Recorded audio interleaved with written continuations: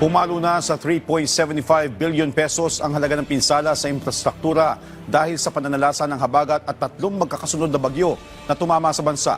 Kabilang sa mga napinsala ang ilang bahagi ng national roads na pansamantalang isinara sa mga motorista.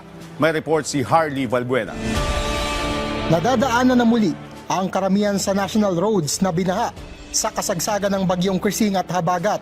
Ayon sa Department of Public Works and Highways, kasunod ng clearing operations ng kanilang quick response teams, nabuksan na ang 35 national road sections. Pero 5 national roads ang may bahagi pa ring hindi madaanan. Isa ay nasa Cordillera, 2 sa Region 1, isa sa Region 3 at isa sa Region 4A.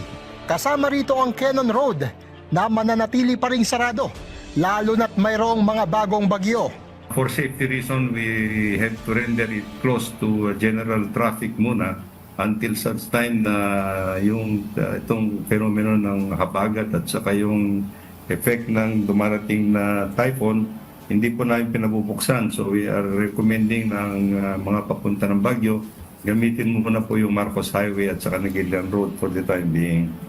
Ang DPWH-NCR, patuloy naman ang maintenance operations sa mga binahang kalsada sa Metro Manila. Sa pinakauling datos ng DPWH, pumalo na sa 3.75 billion pesos ang pinsala sa infrastruktura ng bagyong Krising at habagat, kasama na rin ang bagyong Dante at Emong. Kabilang dito ang 483.69 million pesos na pinsala sa national roads, 24.48 million pesos sa mga tulay, at 3.25 billion pesos sa flood control structures. Sa kabila naman ng mga naranasang pagbaha, iginit ng DPWH na malaki pa rin ang naitulong ng nakumpleto nilang 9,856 na flood control projects simula noong 2022. Pinagagana na rin ang rainwater collection system upang maipon ang tubig baha at magamit sa iba pang bagay tulad ng irigasyon.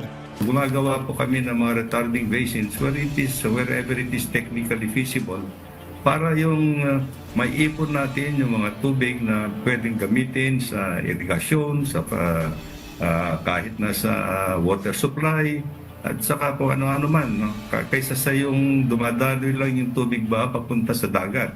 Ang palasyo naman may paalala kay Vice President Sara Duterte matapos nitong kutsain ang hakbang ng gobyerno sa pag-iimbak ng tubig ulan at paggamit nito para sa agrikultura. Meron na po itong batas, Republic Act number 6716, an act providing for the construction of water wells, rainwater collectors, development of springs and rehabilitation of existing water wells in all barangays in the Philippines. So nakakapagtaka po talaga na wala po yatang kaalam-alam ang Vice Presidente patungkol po sa rainwater collection system. At ang pinapalabas lamang niya ay pag-iipon ng tubig sa timba.